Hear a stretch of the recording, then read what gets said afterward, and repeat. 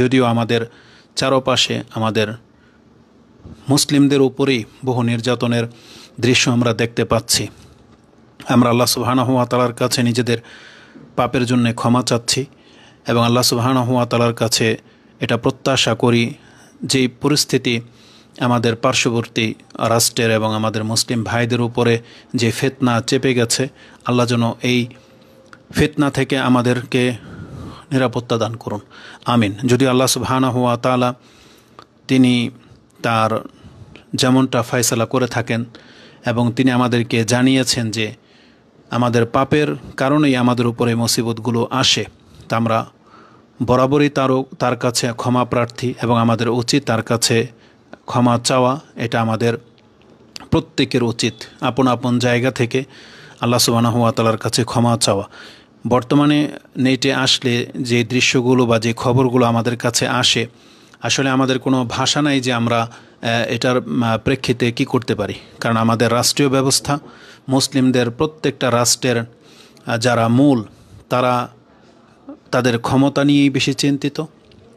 তারা আল্লাহ সুবহানাহু ওয়া তাআলার বিধানকে বাস্তবায়ন করার ক্ষেত্রে এবং রাসূলুল্লাহ সাল্লাল্লাহু আলাইহি ওয়াসাল্লামের রেখে যাওয়া যে আদর্শ রয়েছে সেগুলোর প্রতি তাদের কোনো ভ্রুক্ষেপ নাই।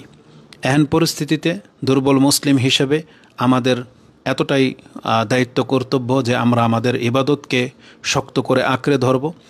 আমরা যেন আল্লাহ সুবহানাহু ওয়া তাআলার কাছে নিজেদের অপরাধকে প্রকাশ না করি। সবচেয়ে বড় ব্যাপার হলো কিছু কিছু ঘটনা থেকে শিক্ষা নেওয়া উচিত যে আল্লাহ সুবহানাহু ওয়া তাআলা জুলুমকে কখনোই পছন্দ করেন না বা জুলুমকে সাপোর্ট করেন না। যখন কোনো ব্যক্তির জুলুম মাত্রা অতিরিক্ত হয়ে যায় তখন আল্লাহ সুবহানাহু ওয়া তাআলা তাকে পাকড়াও করেন। আর আল্লাহ সুবহানাহু ওয়া তাআলা যখন কাউকে পাকড়াও করেন তাহলে সেটা কত কঠিনভাবে, কত লাঞ্ছনার শিকার হতে হয় সেটা আমাদের কিছু কিছু ঘটনা আমাদের সামনে স্পষ্ট। কিছুদিন আগে কোথাও যেন এক অঞ্চলে ছোট্ট এক মেয়েকে ধর্ষণ করা হয়েছে এবং যার ফলশ্রুতিতে যা ঘটেছে তা আমরা কিছু না কিছু জেনেছি। এখানে একটা জিনিস চিন্তা এসেছে বা এটা একটা শিক্ষা নেওয়ার ব্যাপার। কারণ তারা যেই অপরাধটা একটা তার পুত্রবধূর সাথে বা যেই মেয়ের সাথে তারা করত, তারা কোনোদিন ভাবতে পারে নাই যে তাদের জুলুমটাকে আল্লাহ সুবহানাহু ওয়া তাআলা এইভাবে প্রকাশ করবেন এবং এইভাবে তাদেরকে ধরবেন।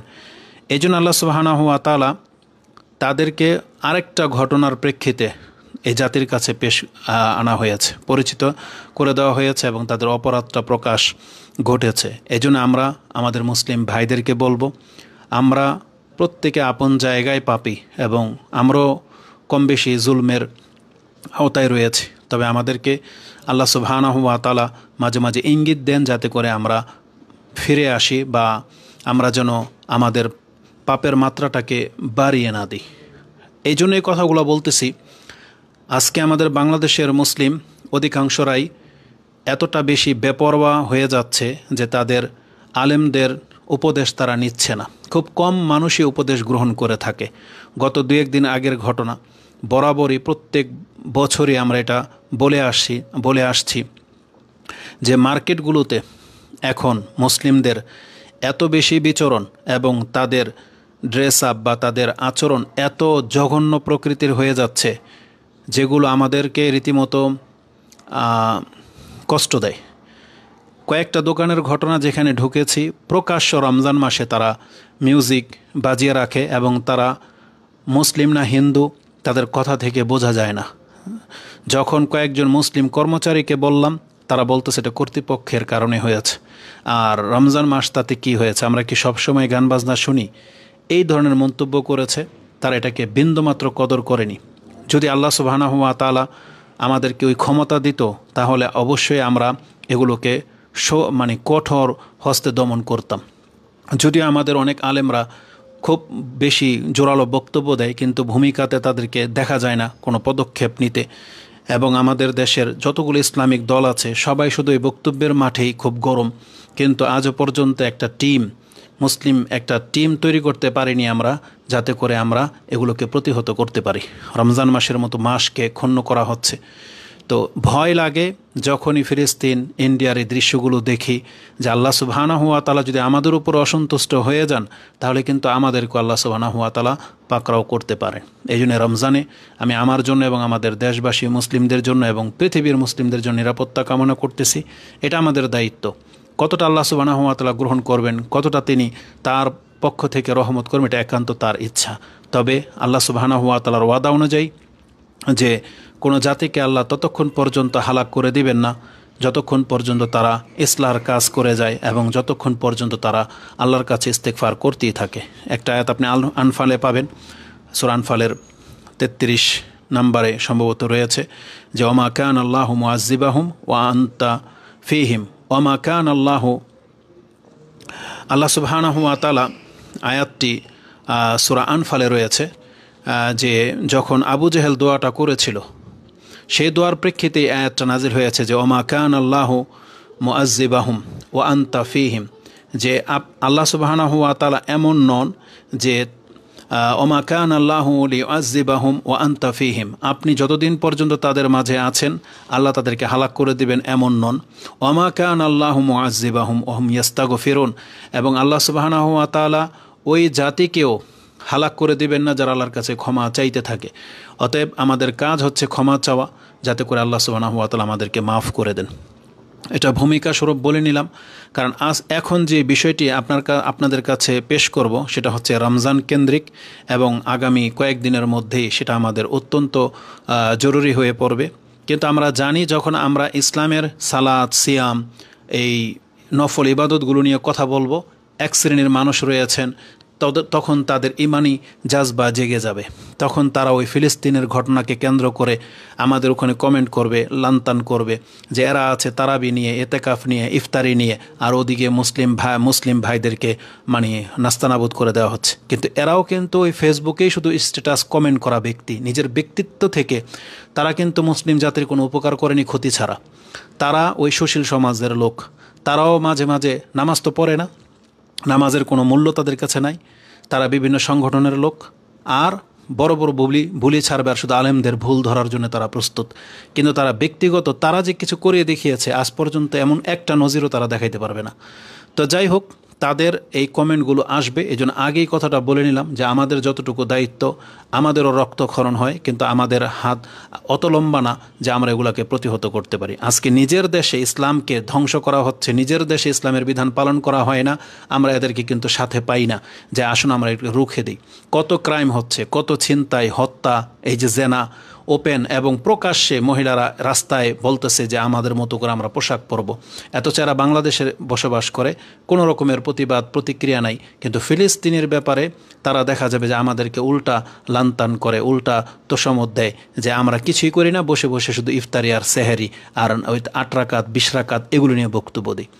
তো জেনে নেন, যতটুকু ক্ষমতা আমাদের আছে ততটুকু আমরা আল্লাহ সুবহানাহু ওয়া তাআলার কাছে দোয়া করি, চিন্তা করি আমাদের অন্তরের ভিতরে কে আছে সেটা আল্লাহ দেখতে পাচ্ছে। শুধুমাত্র এই নির্বুদ্ধের কারণে আমরা আগে বাড়তে পারতেছি না। আজকে ইন্ডিয়ার মতন একটা রাষ্ট্রে হিন্দুরা প্রকাশ্য বক্তব্য দিচ্ছে যে ওরা 1 লাখ লোক একত্র হয়ে মুসলিমদেরকে ইসলামকে মিটিয়ে দিবে। এই ডাকটা তো মুসলিমদের হওয়া উচিত ছিল, এই ডাকটা আমাদের মুসলিমদের হওয়া উচিত ছিল যে আমরা আজকে মুসলিমরা যদি এরকম টিম তৈরি করতে পারতাম তাহলে আল্লাহ সুবহানাহু ওয়া তাআলার বিধানকে বা ধর্মকে নিয়ে, মুসলিমদেরকে নিয়ে এরকমের খেলতামশা কেউ করতে পারতো না। কিন্তু আমাদের আহ্বানে এরা সাড়া দেয় না। এরা যদি এদেরকে বলি সৎ হইতে, তওবা করতে, ইসলামের রূপরেখা ধারণ করতে, এদেরকে যদি বলি প্যান্ট টাকনার উপর উঠাইতে, নামাজ পড়তে, তখন এরা এই কথাগুলো দিয়েই সরিয়ে যায়। অথচ ইসলাম ধর্ম পালন করা ছাড়া আপনাদেরকে নিয়ে আমরা কোনোদিন মাঠে নামবো না। এমন ব্যক্তিদেরকে নিয়ে আমরা মাঠে নামবো যারা ইসলামকে সত্যিকার অর্থে পালন করে, সত্যিকার অর্থে চায় যে মুসলিমদের কল্যাণে আসবে। রাসূলুল্লাহ সাল্লাল্লাহু আলাইহি সাল্লাম যখনই কোনো মুসলিমের কল্যাণের জন্য কথা বলেছেন, আগে কিন্তু নিজের ইসলাম পালন করার কথা বলেছেন। যেমন জাবের রাদিয়াল্লাহু তাআলা যখন ইসলাম গ্রহণ করে তখন তিনি বলেছিলেন যে বাআয়াতু রাসূলুল্লাহি সাল্লাল্লাহু আলাইহি সাল্লাম আলা ইকামিস সালাহ ওয়া ইতাইজ যাকাত ওয়া নুসহি লিকুল্লি মুসলিমিন। আমি রাসূলুল্লাহ সাল্লাল্লাহু আলাইহি ওয়াসাল্লামের হাতে এই মর্মে বায়াত করেছি যে আমি 5 ওয়াক্ত সালাত কায়েম করব, আমি যাকাত দেব এবং আমি মুসলিমদের কল্যাণকামী হব, আমি মুসলিমদের ক্ষতি করব না। তাহলে এখানে মুসলিমদের কল্যাণে আসার আগে তাকে বায়াত করা হয়েছে 5 ওয়াক্ত সালাতের। এই জন্য যারা ফিলিস্তিনকে মুক্ত দেখতে চান, সাহায্য করতে চান, ইন্ডিয়ার মুসলিমদের পাশে থাকতে চান, আপনাকে প্রথমে ধর্ম পালনকারী ব্যক্তি হিসেবে নিজেকে প্রকাশ করতে হবে। তাহলে আল্লাহ আপনাকে শক্তিশালী করবে, তাহলে হয়তো আমাদের অন্তরকে আল্লাহ মিলিয়ে দিবে। আপনার মতো বেদিনকে নিয়ে আমরা এক হইতে পারবো না কখনোই। এজন্য আমাদের উপরে কমেন্ট করে আপনার চরিত্র মানে প্রকাশ করা ছাড়া আর কিছুই না। তা আমরা ভ্রুক্ষেপ করি না, আমাদের অন্তরের খবর আল্লাহ ভালো জানে, এবং আমরা কি করে যাচ্ছি, আমরা যে আপনাদেরকে আহ্বান করি সেটা আল্লাহ সুবহানাহু ওয়া তাআলা ভালো করেই জানে, যেখানে আপনারা আমাদের কথা ডাকে সাড়া দিচ্ছেন না। তো আমরা আমাদের রবের কাছে অপারগতা স্বীকার করতেছি, যেটা আমরা অপারগ। আমরা অনেক দিন আগে আমাদের শেখদেরকে প্রশ্ন করেছিলাম, যখন নারী নেতৃত্ব ছিল, তখন বলেছিলাম যে শেখ আসলে আমাদেরকে কিয়ামতের মাঠে কি জবাব দিতে হবে না? তখন শেখ এটাই বলেছিল যে আমরা আল্লাহর কাছে এতটাই বলবো যে আমাদের এই জাতি তারা মহিলাকে পছন্দ করেছে, আমাদের উপদেশ তারা গ্রহণ করে না, আমাদের ডাকে তারা সাড়া দেয়নি, তারাই চুজ করেছে, তারাই ইলেকশনে ভোট দেয়। এক্ষেত্রে আমরা এতটাই বলবো, নবীদের ডাকে যেমন বহু জাতি বহু ব্যক্তিরা সাড়া দেয়নি, আমাদের আলেমদের ডাকেও তারা বহু মানুষ এই বাংলার জমিনের মুসলিমরা সাড়া দেয়নি। এটাই হবে আমাদের উজুর। তো তার এই কথাটা, এটা আমাদের আত্মভরসা যে হয়তো আল্লাহ সুবহানাহু ওয়া তাআলা যদি এটা গ্রহণ করে তাহলে আমরা হয়তো নাজাত পাবো। আল্লাহ আমাদেরকে ক্ষমা করুন, আমিন।